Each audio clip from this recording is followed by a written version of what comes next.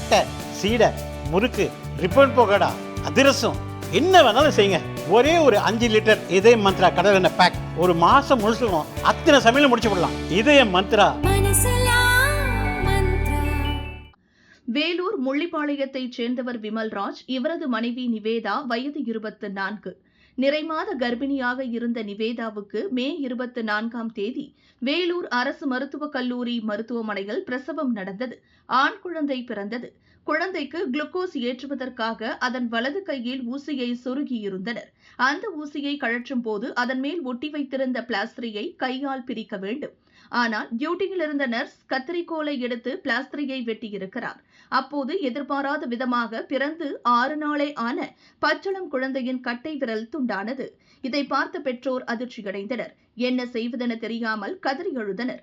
உடனே plastic surgery செய்து ஒட்ட வைப்பதற்காக குழந்தையை சென்னை ஸ்டான்லி அரசு மருத்துவமனைக்கு டாக்டர்கள் அனுப்பி வைத்தனர். இந்த சம்பவம் வேலூரில் அதிர்ச்சியை ஏற்படுத்தியுள்ளது.